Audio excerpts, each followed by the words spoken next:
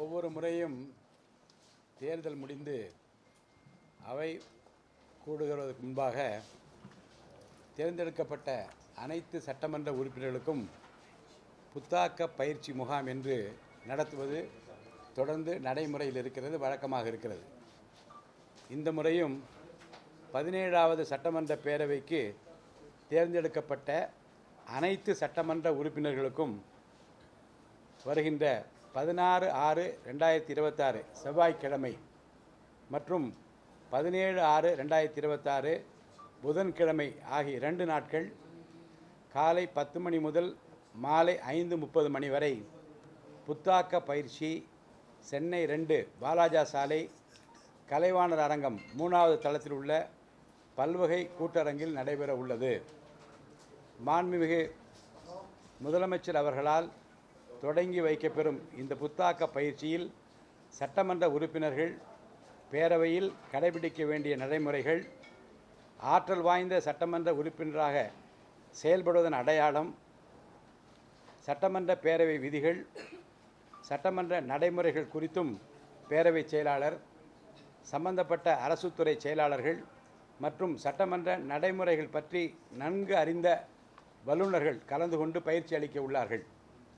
சட்டமன்ற உறுப்பினர்களுக்கு பெரிதும் பயனளிக்கக்கூடிய இந்த 2 நாட்கள் புத்தாக்க பயிற்சியில் 17வது சட்டமன்ற பேரவையின் அனைத்து சட்டமன்ற உறுப்பினர்களும் கலந்து கொள்ளுமாறு நான் அன்புடன் கேட்டுக்கொள்கிறேன்.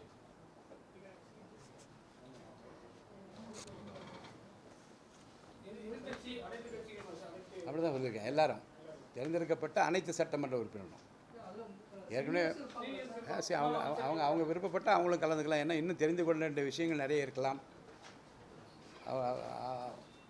பழையவர்கள் புதியவர்கள் என்றல்ல, அனைத்து சட்டமன்ற உறுப்பினர்களுக்கும் அனைத்து கட்சியை சேர்ந்த சட்டமன்ற உறுப்பினர் இந்த அழைப்பு விடுக்கப்படுகிறது. அனைவரும் கலந்து கொள்வது பயனுள்ளதாக இருக்கும் என்று நான் கருதுகிறேன்.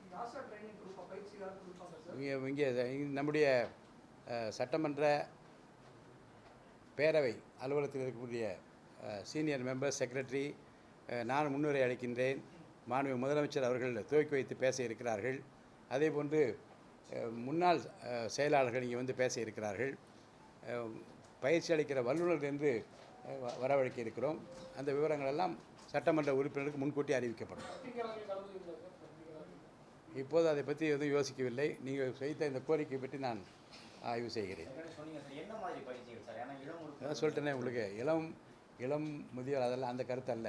தேர்ந்தெடுக்கப்பட்ட அனைத்து உறுப்பினர்களுக்கும் பயனளிக்கக்கூடிய விதத்தில் என்ன பேசலாம், என்ன பேசக்கூடாது இல்லையா, எப்போது கேள்வி எழுப்ப வேண்டும், எப்படிப்பட்ட கேள்வி எழுப்ப வேண்டும் என்று அனைத்து, அதாவது சட்டமன்ற பேரவை விதிகளுக்கு உட்பட்டு ஒரு சபையில் எப்படி உறுப்பினர் நடந்து கொள்ள வேண்டும் என்பதை பற்றிய முழு விவரங்களையும் அறிவித்து அவர்களுக்கு பயிற்சி அளிக்க இருக்கிறோம்.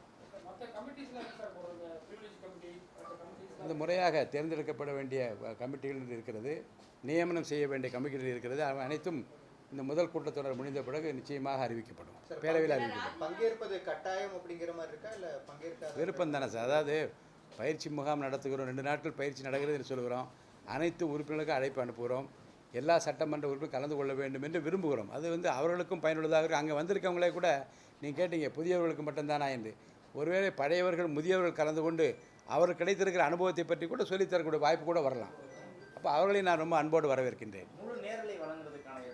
இதில் அப்படிப்பட்ட ஏற்பாடு இல்லை. நிச்சயமாக அதை பற்றி பரிசீலித்துக் கொண்டிருக்கிறோம். உங்களுக்கு முறையாக அறிவிக்கப்படும். ஒரு முக்கியத்துவம் இல்லை. ஏற்கனவே கொடுக்கப்பட்ட அந்த உத்தரவு அன்றைக்கு நான் வாய்மொழியாக சொன்ன உத்தரவை அதை எழுத்துப்பூர்வமாக கேட்டால் எழுத்துப்பூர்வமாக இப்போ கொடுத்துருக்கேன். ஆரம்பித்தாச்சு. அன்றைக்கே நடவடிக்கை தொடங்கிவிட்டது என்று சொன்னேன். 7 நாட்கள் அவகாசம் கொடுத்து அவர்களுக்கு ஏற்கனவே நோட்டீஸ் அனுப்பப்பட்டுள்ளது. ஒரு கேள்வி இல்லை. நீங்கள் அவங்க கொடுத்த மனு அவர்களை பற்றி யார் புகார் அளித்திருக்கின்றார்களோ அவர்கள் என்ன சொன்னார் என்பதை சொல்லி அதுக்கு விளக்கம் கேட்டிருக்கிறோம், அவ்வளோதான்.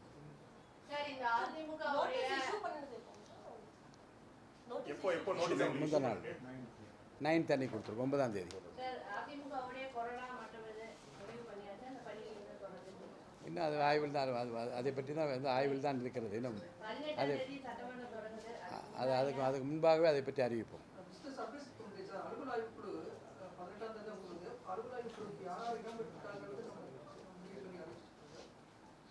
முறையாக கூட்டம் நடத்துகிற போது நீங்கள் வந்து பார்க்க போகிறீங்கள, அலுவலக கூட்டம் நடக்கிற போது யார் யார் வருகின்றார்கள் என்று நீங்கள் பார்க்க தான் போகிறீங்க. அப்போது உங்களுக்கு தெரியும். கடந்த சட்டமன்ற கூட்டத்தொடர் அப்ப கேள்வி பதில்கள் மற்ற அதெல்லாம் வந்து லைவ் வந்து அதே மாதிரி அது தொடருமா இல்லை வழக்கமாக ஒளிபரப்பப்பட்ட அத்தனையும் தொடரும். நீண்ட நெடிய நேரம் அனைத்தையும் ஒளிபரப்புவதா இல்லையா என்பதை பற்றிய முடிவு பின்னால் அறிவிக்கப்படும். கடந்த முறை வந்து எதிர்க்கட்சிகள் பேசுறத ஒளிபரப்புல கொடுக்கல நேரலையிலன்றது ஒரு தொடர் குற்றச்சாட்டா இருந்துச்சு. நீங்க எதிர்க்கட்சிகள் பேசுறத நேரலையில கொடுக்க இல்லை, தங்கு தடை இல்லாமல் இதுவரைக்கும் எந்த நடைமுறை பின்பற்றப்பட்டு ஒளிபரப்பப்பட்டதோ அது பின்பற்றப்படும். யார் குரல் வலையும் நசுக்கிற வேலை இந்த அரசாங்கம் செய்யாது. சட்டமன்ற பேரவையினுடைய தலைவர் என்கின்ற முறையில் அதற்கு நான் நிச்சயமாக அப்படிப்பட்ட கருத்துக்களுக்கு நான் மதிப்பளிப்பேன். பேரவையில் சார் நம்ம முழு நேரலை கொடுக்கும்பொழுது இந்த அவையில் சில வார்த்தைகள்லாம் நீக்கம் பண்ணுவோம்ல சார், அதெல்லாம் சிக்கலாக வராதா சார்? நம்ம நீக்கம் பண்ணி ஊடகங்களில் கொடுப்போம், நீங்கள் நேரலையாக கொடுக்கையில் அது எல்லாமே வந்து அப்படிப்பட்ட கருத்துக்களைத்தான் இப்போது ஆய்வு செய்து கொண்டிருக்கிறோம். ஏனென்றால் நேரையில் என்று வருகிற போது ஒரு வார்த்தையை சொன்ன பிறகு அதை நான் நீக்குவது அதுவும் வந்து விடுகிறது. இதை எப்படி தவிர்க்கலாம் என்பதை பற்றியும் இந்த குறைபாட்டை எப்படி நீக்குவது என்பதை பற்றி விவாதித்துக் கொண்டிருக்கிறோம். உரிய நேரத்தில் ஒரு முடிவெடுத்து உங்களுக்கு அறிவிக்கிறேன்.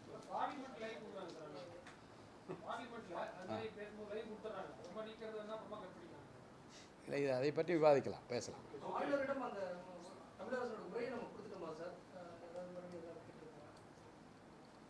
ஆளுநரிடம் 18ஆம் தேதிக்கு முன்பாக ஆளுநர் உரையினுடைய நகல் அளிக்கப்படும். அளிக்கப்படுவதற்கு முன்பாகவே என்ன கருத்து என்பதை பற்றி நான் வந்து இப்போது விவாதிக்க முடியாது. அனைத்தும் சுமூகமாக நல்ல முறையில் நடக்கும் என்று நான் நம்புகிறேன். தேங்க்யூ சார், ரொம்ப நன்றி.